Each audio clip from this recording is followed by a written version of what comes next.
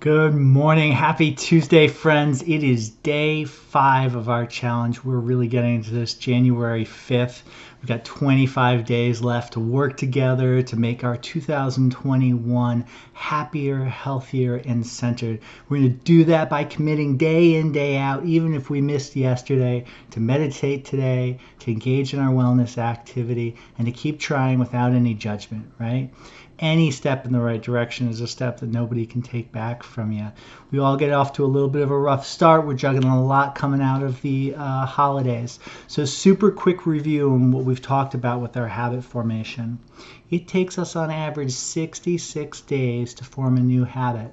So most important thing when we're brand new is really working on the consistency. We can worry about length of time later. Let's focus on 3 or 5, max 10 minutes of meditation if you're new to a sitting practice. We know that our motivation is very high on January 1st, but as the year comes down, our motivation wanes as we sort of get swept away in the normal current of life. We need to have modest, manageable goals, so even when we're not feeling very motivated, we can accomplish them. So for me, for example, my diet has not been great the last couple of months. I gained more weight in 2020 than I was hoping to. So I'm changing one meal.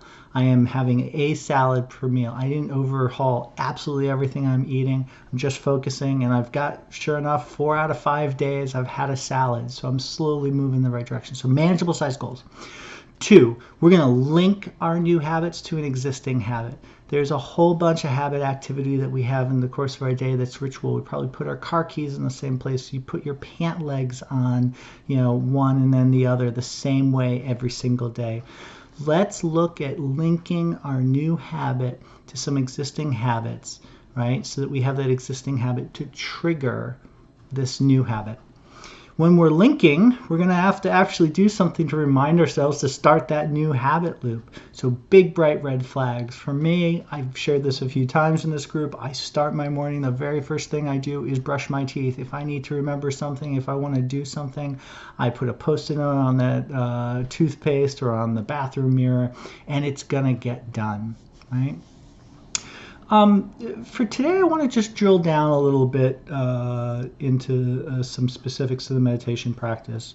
My general impression was we mostly had experienced meditators returning for this year, but I've gotten a chance to talk to a few of you beginners.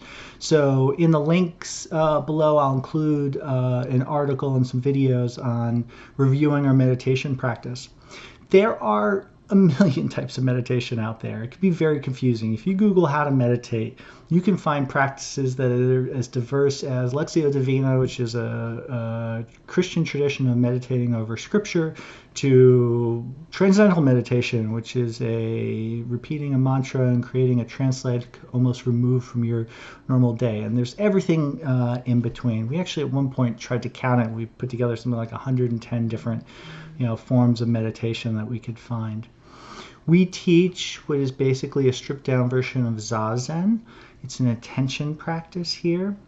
We're just going to very simply pay attention to our breath. And we're going to practice the 4 R's. What are the 4 R's? We're going to recognize distracted thinking. We're going to release that thought by returning our attention fully and completely back to the experience of the breath. Recognizing distractions, releasing the thought in a non-judgmental way. And the way we release that thought is by returning fully and completely back to the experience of the breath. That's 3 R's. What's the 4th? The 4th, the most important one, is we repeat this over and over again. I have been meditating now for 13, 14 years. I have gone on 7 and 10 day long retreats where we started meditating at 4 o'clock in the morning and worked till 9 o'clock at night. The brain is always going to be a little distracted. It is its nature. In the same way that our eyes see, our ears hear, our brains think. It's healthy. Where we grow because of a meditation practice is this very act of recognizing thoughts and making a choice where we're going to place our attention. Oh gosh, I have to get to work and make sure I send that. Oh, it's okay. I can deal with that when I get to work. My brain's just doing brain stuff. Come right back here. I had set aside this time to really pay attention to my breath. We can't let go of a thought just by willing it gone.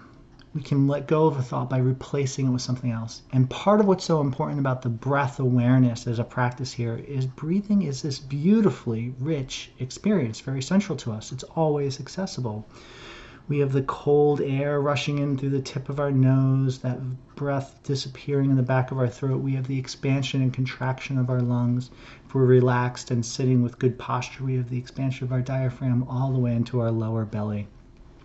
So you have this really wonderful sort of soothing physical process. It's a little bit like sitting by the edge of the water and watching the waves kind of come in and out, just witnessing breathing. It has a very soothing and calming quality to it.